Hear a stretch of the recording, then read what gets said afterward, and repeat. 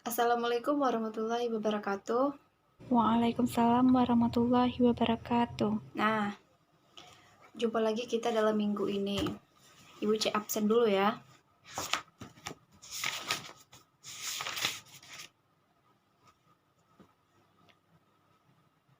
Siapa tidak hadir hari ini? Desi, Bu. Kenapa dia tidak hadir? Dia demam, Bu. Oh, baiklah. Nah, sesuai dengan materi hari ini, Ibu ada suruh kalian bawa koran tidak? Ada kan? Ada, Bu. Koran yang Ibu minta kemarin, koran yang bulan terbitnya bulan Maret, April, Mei. Itu kan pada apa namanya? Nah, sebelum kita memulai materi, Ibu akan menayangkan video.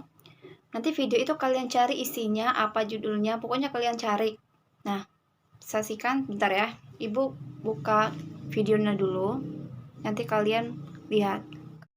Saudara, di tengah kesulitan ekonomi saat pandemi COVID-19, Presiden Joko Widodo kembali menaikkan iuran BPJS Kesehatan. Meski Mahkamah Agung sebelumnya telah membatalkan kenaikan iuran BPJS Kesehatan terhitung April 2020.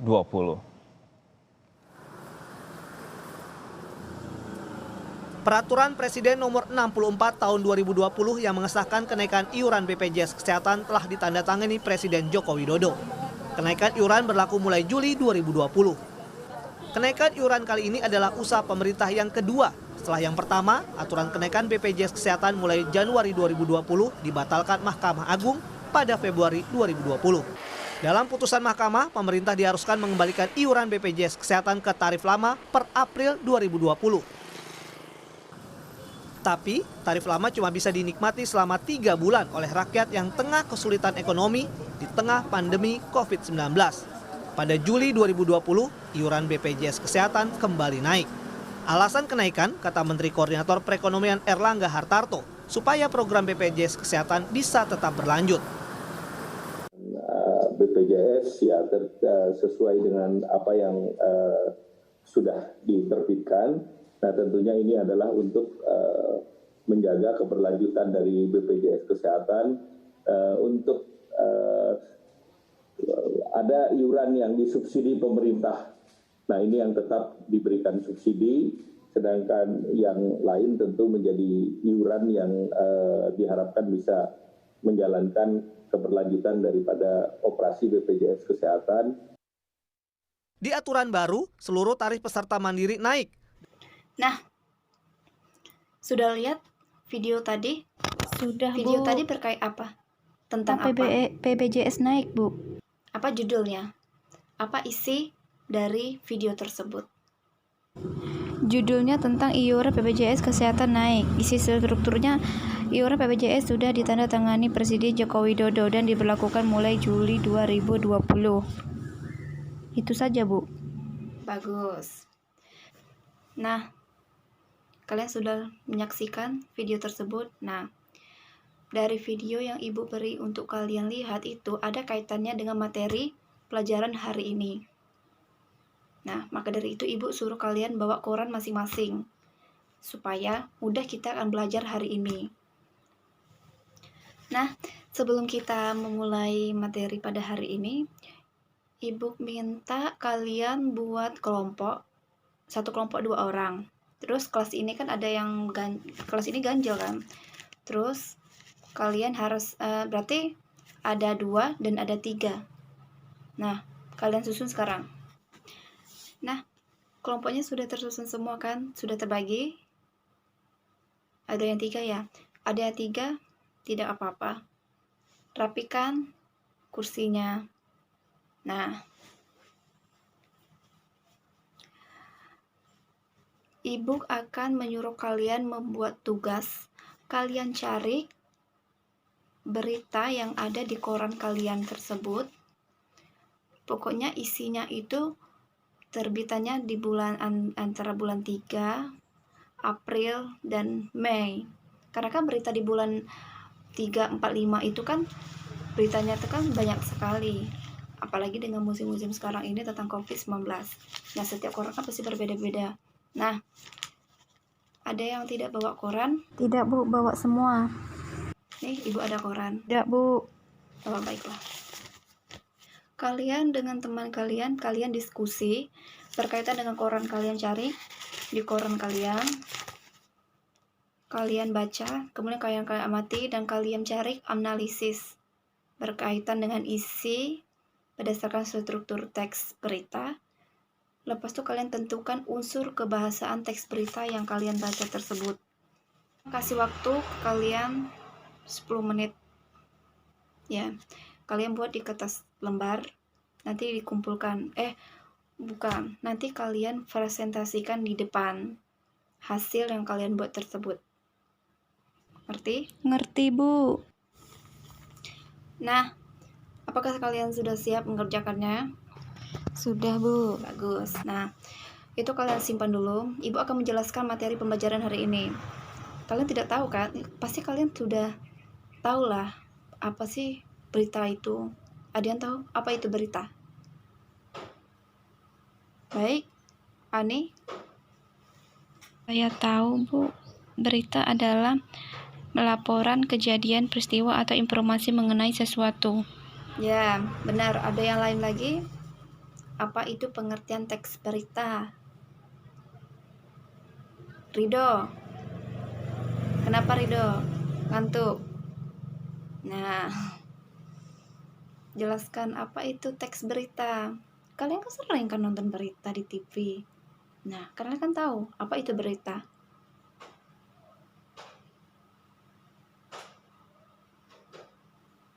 Benar.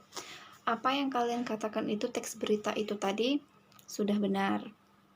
Jadi, teks berita adalah teks yang melaporkan kejadian, peristiwa yang informasi mengenai sesuatu yang telah atau sedang terjadi. Penyampaian berita bisa dilakukan secara lisan, yang sering kita didengar dan dilihat di televisi. Nah, kalau seandainya berita di koran, itu secara langsung atau tidak?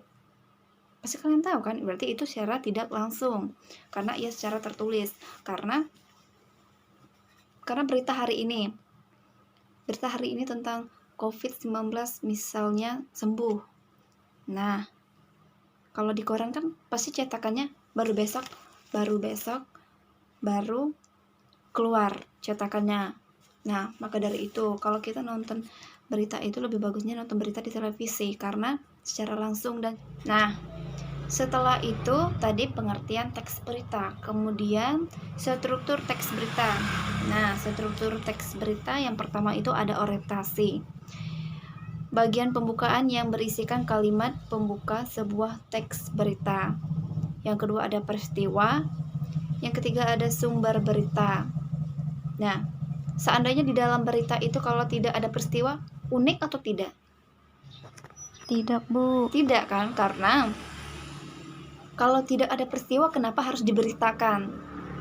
Nah, maka dari itu, di dalam berita pasti ada peristiwa, baik peristiwa kecelakaan, peristiwa apa ini dan lain-lain. Pokoknya itu ada peristiwanya.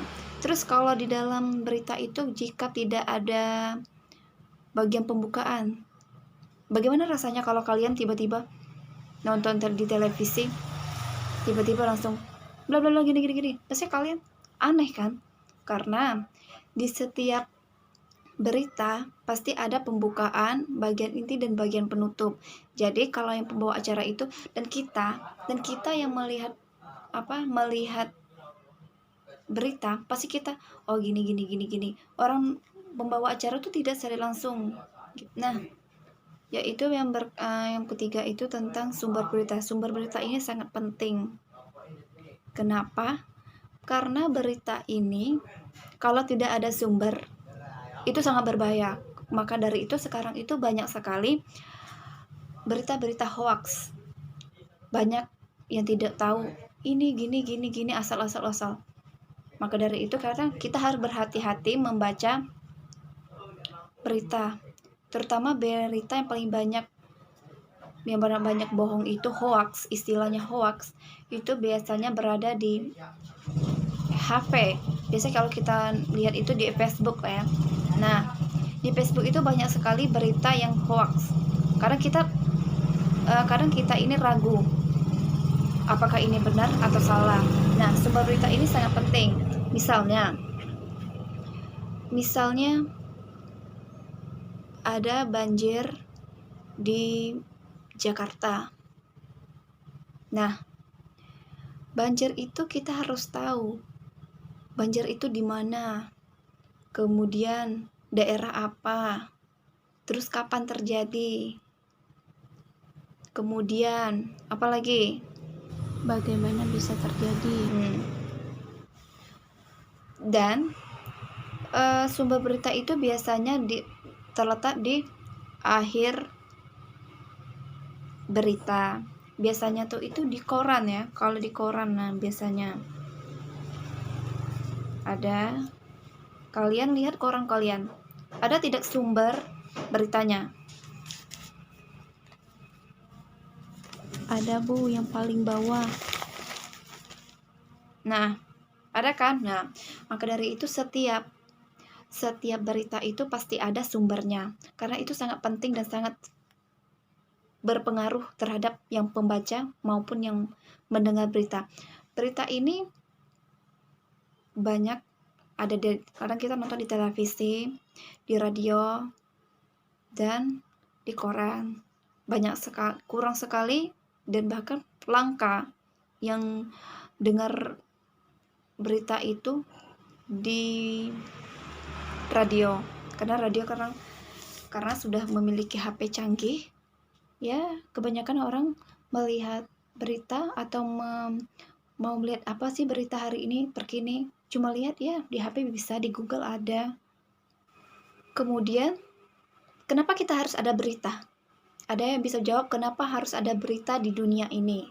Supaya kita tidak tertinggal informasi Bu. Salah satunya supaya kita tahu berita-berita atau informasi yang di luar sana. Salah satunya supaya tahu informasi di luar sana.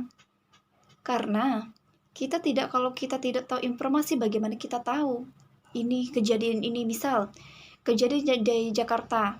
Di Jakarta rata-rata yang terkena COVID-19 sembuh. Kalau kita tidak ada informasi, bagaimana kita tahu? Nah, yang pertama itu kita harus fokus pada peristiwa yang terjadi, bukan pada perilakunya. Maksudnya ini kita harus fokus pada peristiwanya. Misalnya ada seseorang bunuh diri. Nah, seorang itu yang bunuh diri itu dia ini kecanduan narkoba, terus dia ini suka pacaran, terus korban ini dia suka mencuri. Kita tidak perlu tahu sebenarnya hal seperti itu. Yang kita harus fokuskan itu dalam peristiwa dia bunuh diri. Yang kita harus tahu itu ya di mana dia bunuh diri, mengapa dia bunuh diri, bagaimana bisa terjadi, terus kapan peristiwanya, terus di mana. Nah, itu yang sangat kita harus fokus di peristiwa tersebut. Kemudian yang kedua itu menggunakan verba pewarta yang berisikan kalimat pemberitahuan informasi. Nah, pewarta ini harus menggunakan kata-kata yang bagus dan harus kalimat yang tepat. Karena kalau kita membawa acara, kita tidak bisa, misalnya hari ini ada berita, kita harus menjadi pewarta yang profesional, harus lancar bicara, harus jujur. Nah, seperti itu. Nah, anak-anak,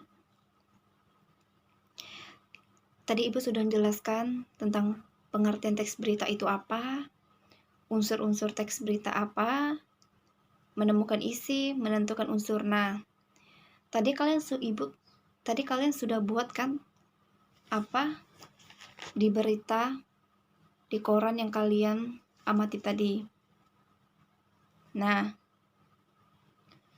baiklah. Ada yang mau maju? Atau sebelumnya ada yang kurang paham dengan materi hari ini? Kalau ada belum paham, Ibu jelaskan kembali. Sudah paham Bu. Ridho, paham? Baiklah. Nah, siapa yang mau maju? Siapa yang mau maju? Dari sana aja ya. Dari kamu kelompok 1, 2, 3, 4, 5. Nah, dari berurusan kalian maju satu persatu. Nanti kalau ada kalian mau tanggapi tentang hasil presentasi teman kalian, bisa. Kalian mau tanggapi bisa, kalian mau kasih saran bisa, semuanya bisa. Ya. Baiklah, yang mau presentasi bisa. Boleh, siapa yang mau maju dulu silakan. Mau berurutan ya dari sana. Oh, kamu mau maju? Baik.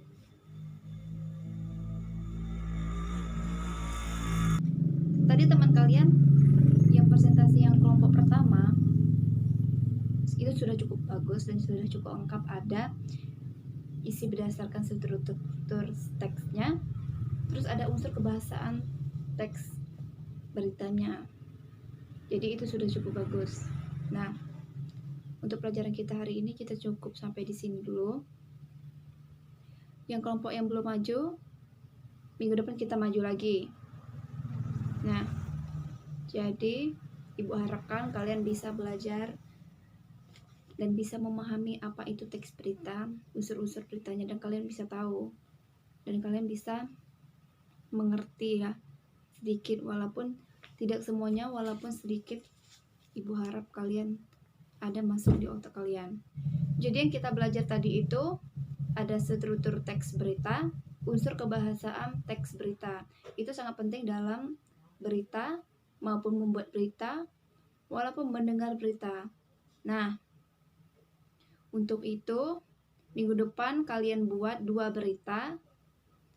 berita bebas, mau tentang ekonomi, politik, pokoknya bebas. Kalian buat 2, terus kalian ambil foto berita tersebut, kalian tempel buat seperti clipping ataupun di double folio. Nah, sampai di sini ada yang masih belum paham? Kalau belum paham, Ibu belum sudahi. Kalau sudah, kalian istirahat. Sudah, Bu. Sudah paham semua? Sudah. Baik. Kalau bisa, belajar lagi materi ini dengan giat, supaya nanti UAS kalian bisa jawab dengan benar. Ibu sudahi. Assalamualaikum warahmatullahi wabarakatuh.